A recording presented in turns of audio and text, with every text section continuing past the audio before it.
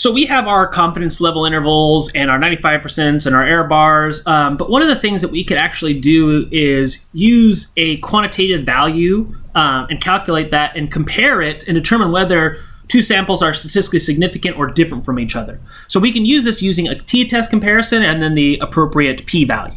So let's look at two samples, R-list1, R-list2. Very, very similar, 5, 5.1. So I can actually do and pull in again with my kind of function here. Look at it, t-test.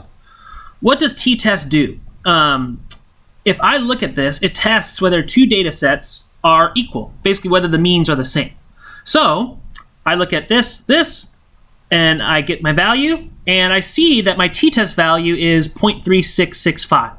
Now, if I'm working at a 95% confidence interval, if this p-value, which is essentially kind of similar to like an alpha confidence interval, or if you've ever seen a level of significance, an alpha value, it's 1 minus your confidence interval. So if 1 minus 0.95 is 0.05. So if my p-value that's calculated here, because the t-test function here gives the p-value. So if the p-value is not less than 0.05, they are not significantly different. So if this p-value is not less than 0.05, then they are not significantly different. So let's look at it. So these are not significantly different. They're very similar. We could actually look at random data here, look at same values, just different numbers here. And actually we can run it again. See, very similar. And actually, if I just look at 1 less 1, 1 less 1 here, my p-value is exactly 1 because they're exactly the same. So let's instead look at a very different sample. So 10 mean, 15.1 standard deviation. Let's look at these here. Very, very, very small. So these are very significantly different, as we might expect, and we've confirmed.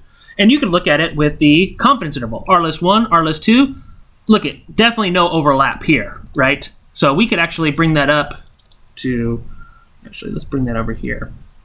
So it's a quick way to kind of confirm and validate effectively. So we can look at this here.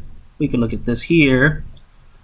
And so these are not statistically significant. And we can see the overlap here, right, in our values. So that's what we got. Fantastic. Now, next time, we are going to go through ANOVA analysis, or analysis of variance tests. And we're going to go through several examples, one-way ANOVA, two-way ANOVA, three-way ANOVA, and how we want to analyze, essentially, this data. So we'll see you in the next video. Thanks. Bye.